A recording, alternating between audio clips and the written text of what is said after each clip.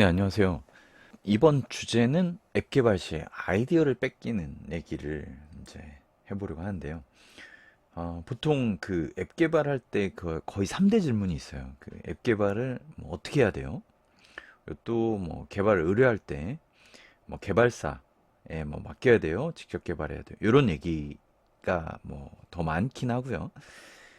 요게 한 세 번째에서는 항상 나왔던 것 같아요. 그 앱 개발을 어떤 개발사나 개인 프리랜서 뭐 여러 형태로 이제 만들게 되잖아요.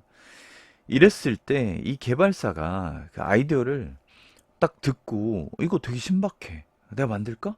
심지어 개발사가 만들면서 나도 비슷한 앱을 만들 수 있어요. 또 하나는 그리고 이제 그럴 수도 있어요.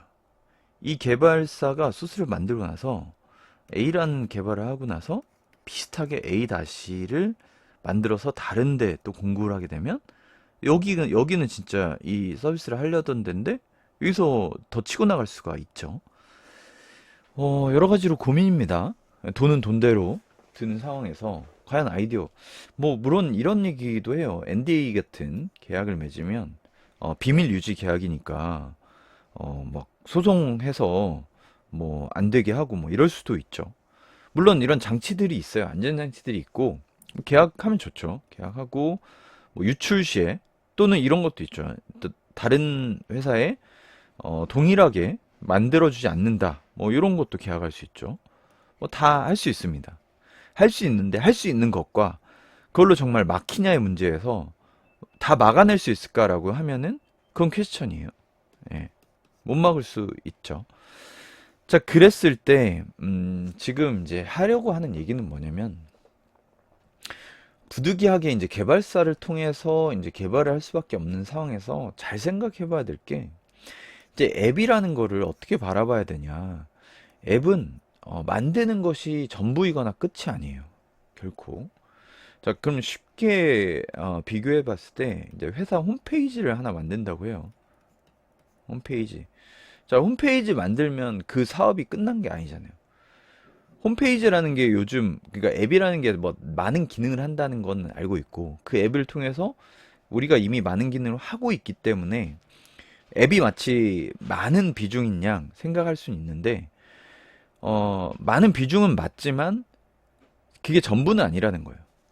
자, 예를 들면 이제 배민에서 앱을 성공했다라는 말이 맞는 말이지만 어 앱을 성공하기 이전에 제가 듣기로 그 유튜브를 통해서 들었지만 어, 앱을 만드는 과정이 시간이 걸리기 때문에 그 전단지를 다 주었다고 해요. 전단지를 길에 있는 전단지를 다 주어서 그 데이터베이스화 한 거죠. DB화하고 전화번호와 연락처를 다 그러니까 전화번호와 업체 이름 그런 지역별로 싹 모으고 배민으로 어떤 그 앱에 요청이 왔을 때 그 직접 그 음식점에 전화를 해서 주문을 하고 이쪽으로 배송을 시켰다고 하더라고요. 특정 기간 동안은. 그런 과정이 있었던 거예요. 그러니까 업은 결국은 주문을 받고 배달을 해주던 그 연결고리의 그 비즈니스를 한 거고 앱은 그 역할을 했을 뿐인 거죠. 도구인 거죠. 자, 그런 경우를 받고 또 하나는 이제 카카오도 마찬가지예요. 카카오톡 같은 거를 비슷하게 만드는 뭐 지금 너무 많은 기능이 있지만 그냥 간단하게 초기에 그냥 서로 메신저 할 수 있는 기능을 만드는 것이 뭐 엄청나게 어렵냐? 그건 또 아닐 수 있어요. 물론 이 정도 수준으로 만드는 거는 정말 어렵지만 그런 얘기가 아니라 초기에 나왔던 그냥 단순하게 두 앱을 깔고 서로 간에 통신하는 기능은 가끔 가면 어떤 그 학원들에서도 예제로도 나올 정도로 만들 수가 있어요. 서로 간에 메시지를 주고받는 정도 간단한 앱은 이게 정말 발전하면 카카오죠. 근데 카카오의 궁극적인 거는 그런 메신저 기능을 만들어서 붐업을 시키고 많은 사람들이 쓰게 했지만 그런 쓰게 하는 자체 또는 이렇게 파급력 있게 하는 그 자체가 상당한 부분이라는 거예요. 그러면 본질은 뭐냐면 본질은 그 사업 자체예요. 그러니까 사업 자체에 있지 앱 개발은 한 축일 수는 있어요. 좀 크게 봤을 때는 축일 수 있고 도구일 수도 있다는 거죠. 하지만 이게 전부는 아니에요.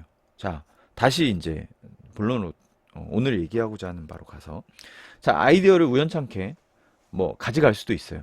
근데 이제 이런 특성이 있어요. 이런 전문으로 개발하는 개발사는 뭐 이 아이디어 자체에는 별로 관심이 없을 거예요. 근데 물론 동일한 아이디어를 누군가가 의뢰했을 때 비슷하게 만들어줄 수는 있죠. 그런 여지는 좀 있습니다. 그런데 이제 아이디어를 누군가 베꼈다고 해서 그 아이디어로 성공할 것이냐? 요거는 저는 확률적으로 그렇게 높진 않다고 생각해요. 왜냐면 방금도 얘기했지만 이 사업이라는 자체가 본질이지 이 앱을 완성했다가 본질이 아니기 때문이에요. 이 완성은 시작이에요. 아, 너무 과한 얘기지만. 근데 이제 무슨 얘기냐면 이 앱을 완성하는 걸 목표로 한다면 그건 사업을 할 생각이나 돈을 벌 생각이 아닌 거죠. 그냥 그거는 하나의 도구인 거죠. 사업장을 낸 거고 음식점을 차린 거고 또는 뭐 홈페이지를 만든 거죠. 이제 사람들을 끌어야 되고 이제 장사를 해야 되고 거기서 정말 더 발전을 시켜야 되는 거죠. 이 발전을 어떻게 시킬 건데요? 자, 앱 만드는데 뭐 1,000만 원 들었다고 치고, 그러니까 뭐 예를 들면, 근데 이 앱을 딱 만들고 마켓에 등록한 순간 모든 게 끝난 게 아니잖아요. 이 앱이 발전하려면 다시 개발자가 필요하고 또 개발사가 필요할 수도 있죠. 그럼 그때마다 또 의뢰를 한다? 아니면 뭐 모아서 한 번에 의뢰한다? 그 다음은요. 그 앱이 좀 장애가 나면 그건 어떻게 대응하죠?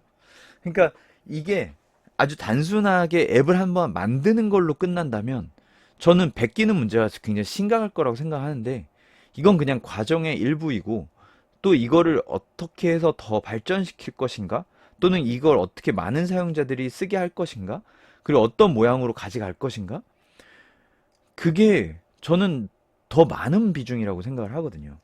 그래서 사실은 너무 안타까운 일일 수 있지만 비슷하게 만드는 것에서 뭐 일종의 소위 말하는 생명력이 있진 않다. 정말 사업을 정말 하려고 하는 그 목표를 가진 불철주야로 노력하는 그 사람을 절대 이길 수 없다. 그러면 사실은 본질에 더 집중하는 것이 맞지 않을까. 그래서 뭐 걱정을 안 해도 된다라고까지 말씀드리기는 어렵지만 이것이 너무 우려가 돼서 못할 정도로 고민스러운 문제는 아닐 수 있다. 너무 완곡하게 보험 들어가면서 말했는데 그러니까 조금 유연하게 생각해도 된다는 거고요. 오히려 너무 앱을 만드는데 너무 포커스하는 거는 좀 자칫 더 큰 그림을 놓칠 수가 있기 때문에 저는 오히려 이런 관계자분들이나 아니면 시장에 대한 또는 그 페르소나라고 하는 앱을 사용하게 될 사람들과 더 많은 접촉을 하는 게 맞지 않나. 그래서 앱을 만드는 것이 좀 더 비중이 작아져야 성공 가능성이 높아진다. 라는 생각을 합니다. 물론 이제 앱 만드는 것 자체도 너무 어렵기 때문에 그것이 목표가 될 수도 있죠. 그 말이 틀린 말 아닌데 그런 경우는 저는 개인적으로 만드는 것들 그리고 단순한 기능의 앱들은 개인이 만들어 가면서 그 자체를 목표로 할 수 있고 그걸 마켓에 올렸을 때 상당히 유의미한 어떤 결과가 나올 수는 있죠. 뭐 그런 건 상관없습니다. 네. 근데 이제 정말 사업을 끼고 있는 이런 배민이나 제가 했던 뭐 중고 거래나 뭐 이런 것들은 굉장히 큰 것을 포함하고 있더라는 거죠. 제가 경험과 의견을 한번 나눠 봅니다. 또 좋은 내용으로 찾아뵐게요. 감사합니다.